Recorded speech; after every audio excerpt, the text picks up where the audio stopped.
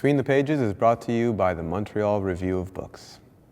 Hi, and welcome to another episode of Between the Pages. I'm your host, Dimitri Nasrallah, and today we're looking at the legacy of Leonard Cohen.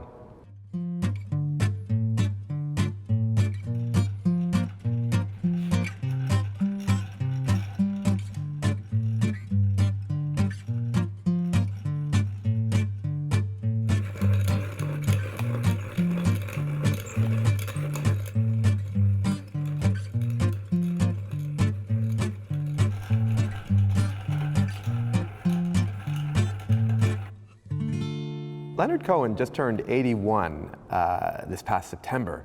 A long and storied career. He's had 13 collections of poetry, 13 studio albums, not to mention countless live albums and other musical artifacts, and 2 novels. But those numbers alone don't add up to the legacy that has formed around the man over the past 5 decades. Today we're sitting down with 3 Montrealers, 2 writers and a music professional to discuss that legacy and to see what that career points to for generations of Montrealers who are still working under his influence. We have with us Glen Rotchin, the author of 2 novels, the latest of which is Halman Steele's Home. Not your first time on the show, but it's always good to have you back. We also have Heidi Fleming, who is the president and general manager of FAM Group, which is a music artist management company that focuses on folk music, jazz, world, and the like. And we're also joined by Talya Rubin, who is a poet, the author of Leaving the Island, which was just published earlier this year on Signal Editions, which is a subsidiary of Vehicle Press. Thank you all for joining us for this discussion. Glen, I'd like to start the conversation with you. Perhaps you can give us a bit of a background on where in Montreal Leonard Cohen is coming from and what community he's coming out of. Yes, Leonard Cohen is a quintessential Montrealer. Father was born in Montreal. Paternal grandfather came from was born in Montreal as well. Leonard Cohen, his paternal grandfather, comes from his family came on the father's side in the mid 1860s, and Lion, his grandfather, was a venerable member of the Montreal Jewish community. In fact, founding president of the Canadian Jewish Congress, president of the Venerable Shar Shemaim Synagogue, one of the oldest synagogues in Canada. And he was a founding member of many of the establishment Montreal Jewish community organizations, Baron de Hirsch Institute, things that are very well known in Montreal. So on his paternal side, he is, as I say, he's a 3rd generation Montrealer. On his mother's side, his mother is a 1st generation. His maternal grandfather was a rabbi, a Talmud scholar. So the other thing about his father, who did military service, incidentally, Nathan, was that the Lion's business was a garment business. So in every respect, in a way, Cohen comes from is Montreal de souche. He's really Jewish Montreal, quintessential Jewish Montrealer. He grew up in well-to-do circumstances. In Westmount, right? He grew up in Westmount. The house was bordering, very well depicted in his first novel, The Favorite Game, which was Bildungsroman. It's, of course, the coming-of-age story that reflects the semi-autobiographical, more than semi-autobiographical. He describes King George Park. Many people know it now as Murray Hill Park because his house actually backs onto Murray Hill Park. So from his bedroom, he had a view of the park. And he writes about that in the novel. So if you ever really want to know what it felt like to grow up as Leonard Cohen, you read The Favorite Game. And the main character, Lawrence Breedman, is very much modeled after himself. And this was The Favorite Game, published in 1963. Leonard Cohen is 29 years old at this time. If we were to put things into context, Mordecai Richler, publishing around the same time, getting his start, what's the contrast there? There's quite a contrast between these two. Well, besides the background, which was a huge contrast, let's take a step back. So Leonard's first book, 1956, okay, so he went to Roslyn School, which is the local public school. He went to Westmount High School, the local public high school. And after that went to McGill. he was writing poetry. In high school, he was playing in a band. He learned how to play guitar and was already playing in a band. The Buckskin Boys, a country and western folk group. And in university, he's in the arts program at McGill, and he's already been writing poetry. And he comes to the attention of Louis Dudek, who was a professor at McGill. Also came to the attention of Irving Layton, who were established writers, already both of them teaching at McGill, publishing out of McGill. And McGill, of course, was the hotbed of poetry during this period, which was the late 40s and early 50s. They started the McGill Poetry Series, and they launched the series with Leonard's first book, which was Let Us Compare Mythologies, 1956. So he had an auspicious beginning. Much of the material that's in Let Us Compare Mythologies actually came from work that he was writing, poetry that he was writing when he was 15, 16 years old. So this is a guy who obviously had tremendous amount of talent. But as I say, he came from an upper crust background, a privileged background. Whereas Mordecai Richler, of course, came from the Mile End, the Yiddish ghetto of Montreal. Mordecai was a first generation, as opposed to, as I say, Leonard, who was already a third generation on his paternal side, Canadian. So it's a huge contrast. And Leonard Cohen, after his first collection, moved to McClelland and Stewart pretty quickly. He had a pretty Canadian publishing career, whereas Mordecai Richler had to move to England, and he got a start there, no? Actually, no, that's not what happened. Really? What happened was his second book of poetry, which I think was his second publication, he couldn't get it. He did submit it to McClelland and Stewart. Apparently it was rejected.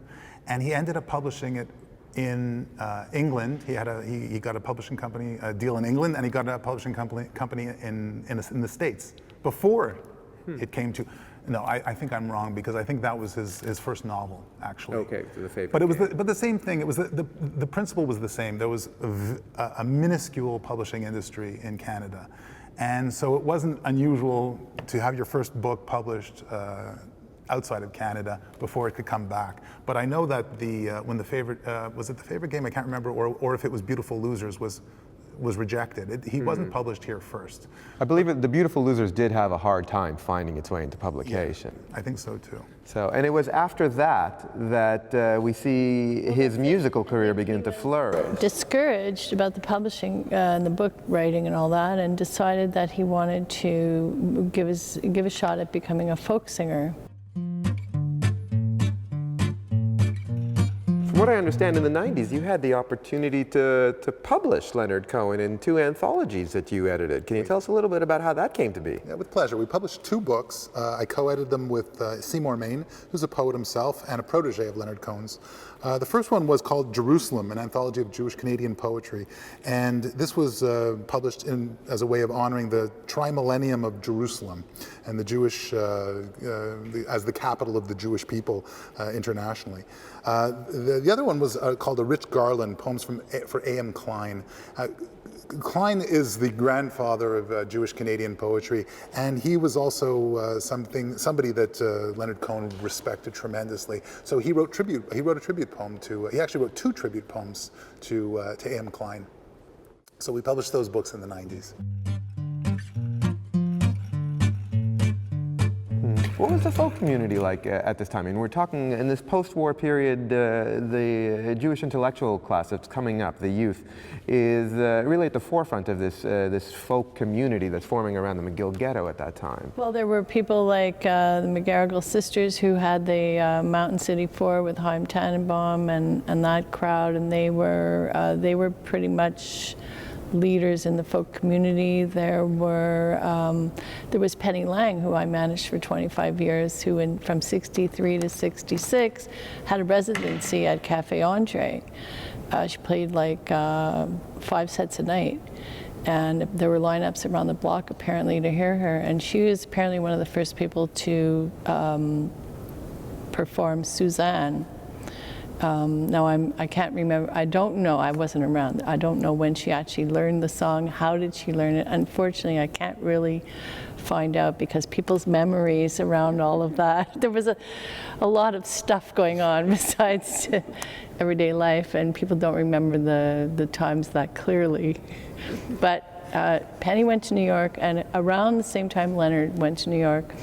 And one of the stories is that there was a young man called Coleman Corentire, and he was managing Penny Lang here in Montreal. And also, he had a friend in New York who's Dave Wilkes, who's still managing people on the scene today.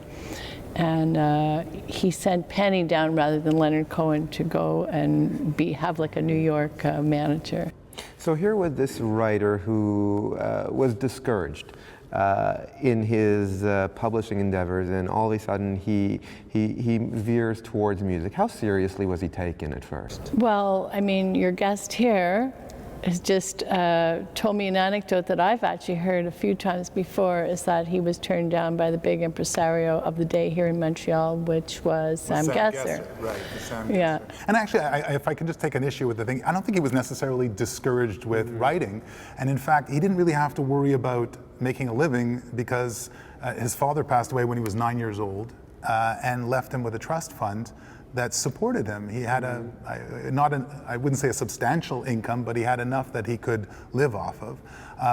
So he moved to Greece. He bought a house in Hydra. He was writing. He was publishing. Actually, and I say, as a poet, he was, many of the big critics of the day were saying, this is the finest young poet publishing in Canada today. But the problem was, I think there was something about him that compelled him to need to feel like he could earn a living at it. And maybe it was because of the absence of his father, which I think is a really interesting component of his background, of his life. But I don't think, I think, he was writing, the critics were liking what he was doing, but there wasn't much in terms of sales, particularly when Beautiful Losers came out. The sales weren't very, very good. So I think he was kind of turning towards folk music, maybe ironically, because you think, okay, are folk musicians going to make a living? But they were back then. Oh, there you go. There were people coming along like Gordon Lightfoot, and there were Bob Dylan, of course, and so it was very much the thing, and people were making a pretty good living because it was like the latest flavor of music, and it was taking off big time. So yeah, I think he wanted to, and then there's another anecdote which is pretty funny, is that he actually, it's in Sylvia Simmons' book, the one that just came out in 2012, is that he asked Penny Lang for guitar lessons, and that she actually said to him, "Not now, Leonard, I'm too depressed." So that was like just crazy, but he wanted to improve his guitar playing, and at the time Penny was a very strong rhythm guitar player. So he happened to work with the people who were around him, I think so, yeah. It really was a community effort. And despite all the success, I mean, the critical success, yeah. I mean, this really did take things to another level for him. Well, he ended up working with Al Grossman in New York, who was already the manager of Bob Dylan, and I think Ian and Sylvia, and Gordon Lightfoot as well. So, and then somehow got seen, apparently it was at Newport Folk Festival, where he would have gotten seen by John Hammond, the famous producer, actually A&R guy for Columbia Records, and got signed to Columbia Records. And then John Hammond was apparently supposed to produce his first record, got sick, and the job fell to, I think the other producer's name was Bob Simon. I could be wrong about that, but he was on his way. I mean, very much a singer. So your music management company, FAM Group, has been in operation for quite some time. How long have you been doing it, and what kind of music do you manage? It's going to be 30 years in, 30 years in April, and I work with jazz artists, folk artists, and world music artists. And there's so many great projects out there, and I feel very privileged to work with those, and I've done 3 kind of historical album compilations. One was of Penny Lang, one was of my dad, and one was of singers, which included my mom. And this actually what helped me to go back in time and like learn about all those different periods. So that going back in time like that, I learned more about how the music business works. Not too much has actually changed. It's kind of funny, but more things change, the more they're the same kind of thing, you know. But it was a good education and a good way to find out about things that happened in the past and a little bit of the history of Montreal. Just wish I had been able to go to Dunn's and take in a Leonard Cohen session there, but a little too young for that. Talya, what can we say about Leonard Cohen's poetics? What makes him unique as a poet? Well, I think the first thing that sort of strikes me when I read his poetry is that he's got an incredible sort of clarity in the line, a simplicity in the line, and a directness to his voice, but that there's a power and an urgency to the work that's just almost like it's coming from somewhere else, like that he's channeling this stuff. It's like, you know, that is it the Tower of Song where he says he's been tied to the table by 27 angels? I'm probably misquoting him, but it's really this feeling that this work is coming from somewhere larger that strikes me the most about Cohen's poetry. It almost feels like liturgy at times, and I think that religious background, you know, is present in the work. But the other thing that I think makes it kind of particularly striking is that he's also addressing, you know, it's poetry about something. It's there's a political bent to a lot of the work, and there's a very, you know, visceral, you know, it's about loss and desire and love, which a lot of poetry is, but I think what's fascinating about his work is these opposites working at the same time. So, you know, you've got this love poetry, and then you've got this liturgical poetry, and you've got this political poetry, and this kind of, you know, it's all happening sometimes at once, sometimes almost in conflict with itself, which, you know, says a lot about the man behind the work. And that's for me a lot of the fascination in reading his work, aside from the fact that it's just stunningly beautiful, a lot of it, you know, and the lyrics of his songs are, you know, on an equal level with the poetry, which I don't think is often the case in song lyrics. I think he's quite unique in that way, in that he's, you know, his song lyrics could stand alone. Mm-hmm. Do we say the two conflate with each other? I mean, the lyrical technique with the poetic technique? I think they often do. I mean, when you look at his the collected works that he put out, you can really, they've put the song lyrics in amongst, you know, well, in sections, but next to the poetry, and they measure up. You know, there's something else that happens when the voice comes in, when it's sung, but it stands up on the page, you know. I mean, some of his songs are a little more prosaic, but the ones that are coming from that same place as the poems, I think they absolutely stand on the page alone. There's a famous anecdote about Bob Dylan and Leonard Cohen speaking, and Bob said, "How long did it take you to write Hallelujah?" You know, and apparently it took him years, and it became one of his most famous songs. And then "Blowing in the Wind," like Bob just like ripped it off, you know, something like that. So every word is like important. He's probably one of the greatest wordsmiths that have ever put words to music. And yet he makes it seem effortless.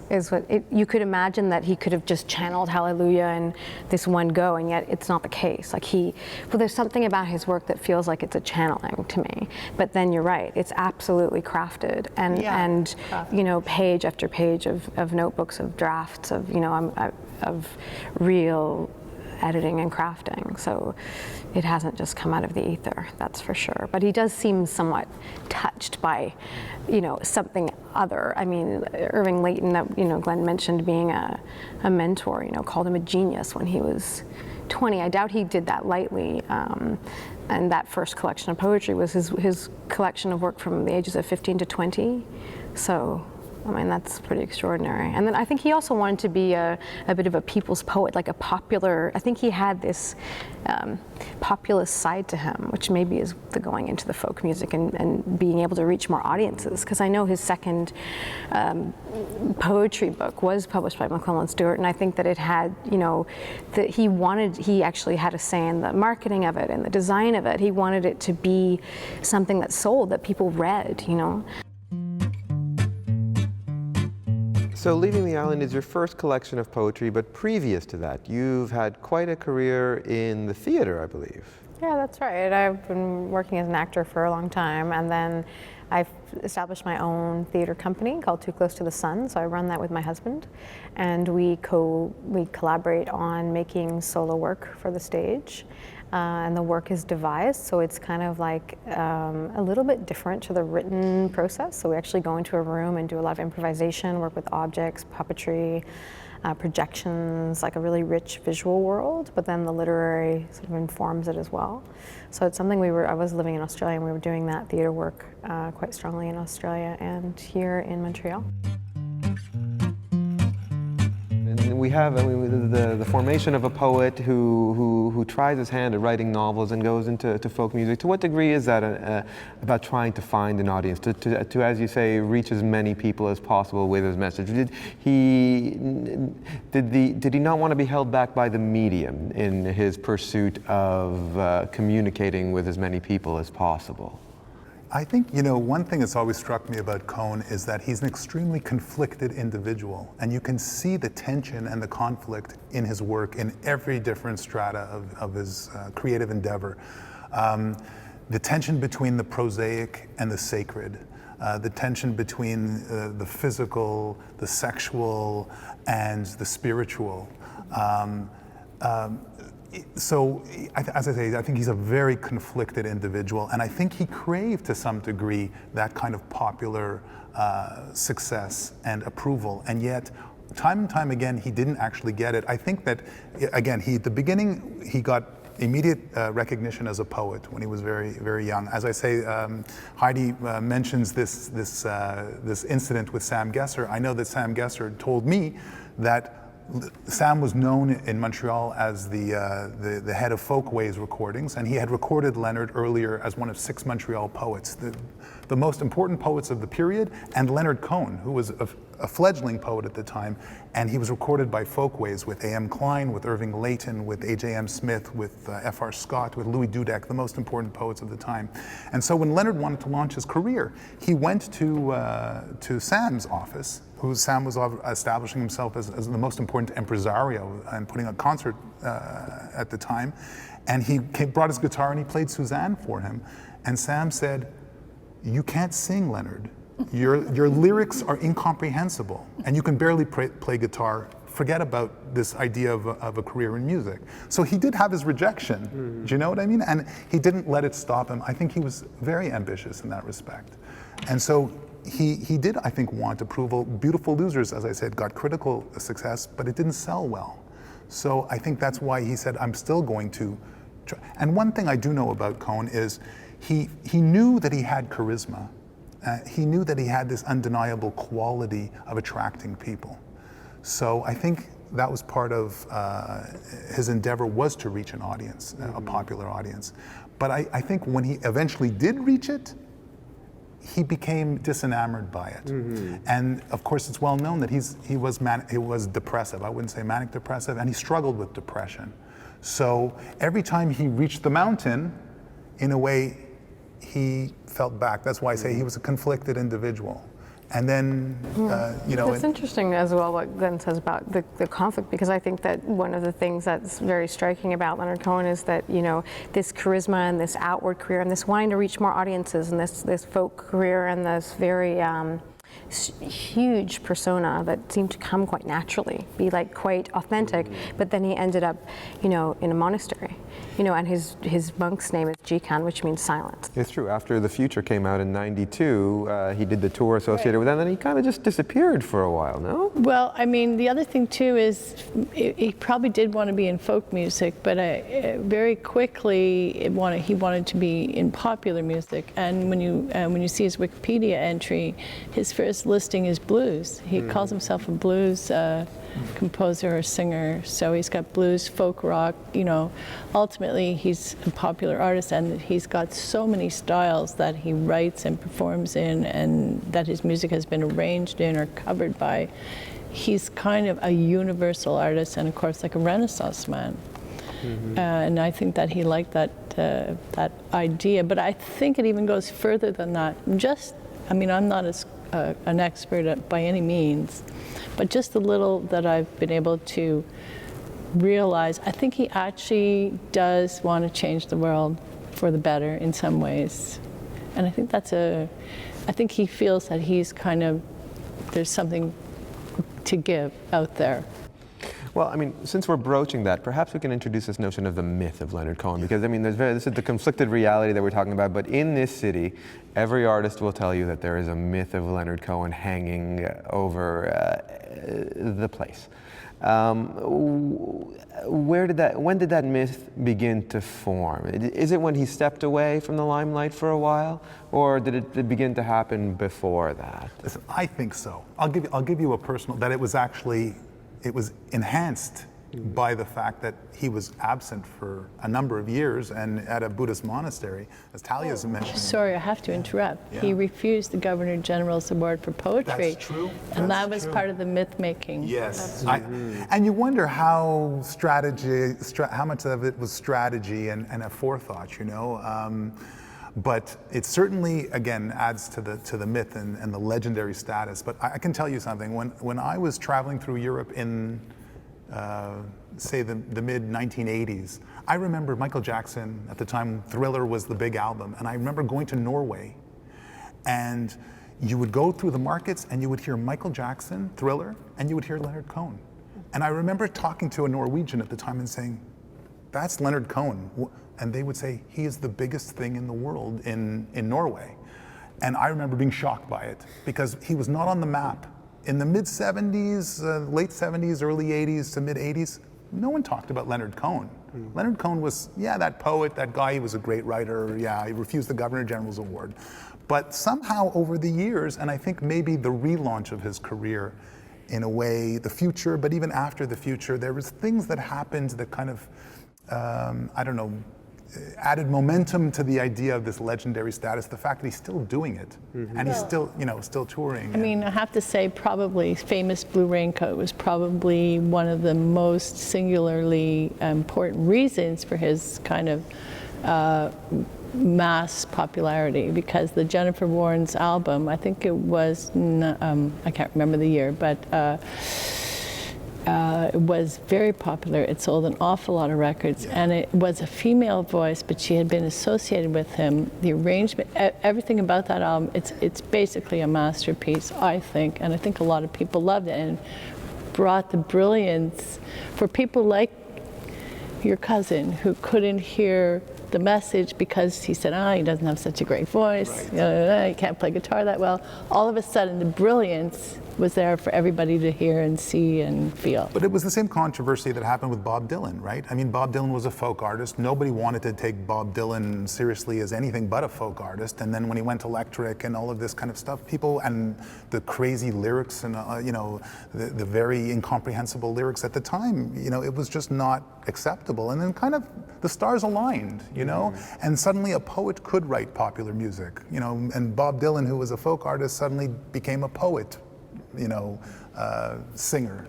And he is a bit of a myth maker, I think, Leonard Cohen. Like, I think that his work itself is so mythic. It's so big. It's so much larger than life. It's tapping in on such universal themes, and he does it in such a way that is so beyond the ordinary human, and yet he deals with very kind of, as you say, these visceral, down-to-earth things at the same time. So that's kind of an unusual combination in one human being. And so he kind of is a myth maker, and I think it's authentic.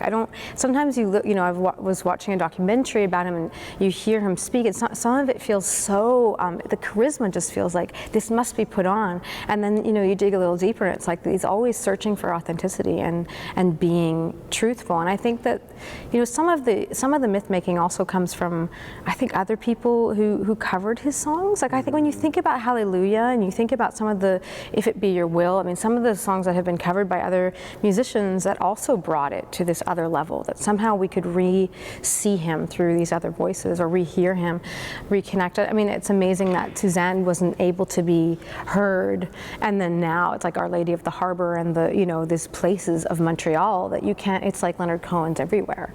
You know, he's like in the fabric of the city now. So we have this period in the 90s where a new generation is coming up and rediscovering this music. That's a lot when the tribute albums come out, and at the same time, he's stepping away. from the limelight. And if it wasn't for certain events, he would have maybe stayed away. He would still be in a Buddhist monastery. What happened to bring him back? There was a bank. He needed money. Yeah. He was his manager, a woman, Kelly Lynch, who he trusted, robbed him blind. That's what happened. He was just down to $150,000 apparently, according to Yeah, she went through millions of his money. I mean, that's it. So he had to tour. And I think, again, the stars aligning in a way that he still had his health and he still could go out on the road. And all of a sudden you have this man who should, for all intents and purposes, be retired. And he's out there, and and it's not easy to be a singer on the road and touring, as Heidi could probably attest. I mean, and he's making it work. But also, you have these other singers, as Talya is saying, who are reinterpreting his work. And listen, everyone talks about Hallelujah. Hallelujah, I don't know, when did it come out? Jeff Buckley covered it, was the first one. Isn't it one of the most covered songs now?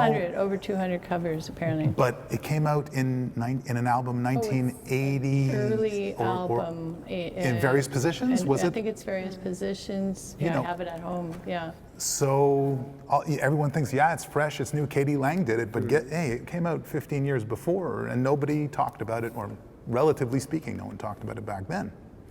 So to an extent, we have these songs kind of forming a songbook after a while. I mean, these have become standards in a way. I mean, he's part of the lexicon. When you think of them, I mean, Bird on a Wire, how many songs, Thousand Kisses Deep, I mean, there's so many. The catalog is incredible. And there's like all these periods and you know, I mean, half my friends sign off their email with the Leonard Cohen quote, and I didn't even realize it was a Leonard Cohen quote, you know? I think that's such a prolific person. It's interesting because we say that when he was at the monastery and he was, you know, retreated from the world, I think that we also don't realize that he was writing at the time. He was producing a lot of work. And I think he strikes me as the kind of person that, like, can't stop, doesn't stop, even if there's a silence and even if there's this removal from the public eye. I think there was also this prolific nature that came out no matter what. No matter how much silence you sit in, there's still this voice that comes. That is what he has to do. You know, so he's called back into the world, and it does feel like his life is very. You know, that there's these sort of golden threads almost to his life, like the amazing anecdote about how he learned guitar in the first place, that he met this Spanish flamenco guitarist in Murray Park when he was maybe 15, and he asked him to give him lessons, and he had 3 lessons, and the man didn't show up for the 4th lesson because apparently he had committed suicide. Yeah. And he knew nothing about this man. He kind of seemed to appear out of nowhere, and you know, those were apparently, you know, the 6 chords that hence he needed the lessons from. Wow. No, but it's like that was established his whole way of, you know, playing and the chords that he used. So to me that feels like such a quintessential story, you know. And he played a nylon string guitar, like Spanish guitar. Yeah. So he has a way of turning circumstance, whether it be good or bad, into this larger narrative of his life. He has a way of weaving, for example, the bankruptcy back and coming back and becoming the 21st century Leonard Cohen. What can we say about this latest phase of Cohen? I mean, the myth is operating parallel to the man now. I mean, and he's doing a very good job of balancing both. Well, he became a rock star, really. I mean, I saw him in 2008 at the Jazz Festival in Montreal, and I mean, he was a rock star. And that was, how old was he then? Was he in his 70s?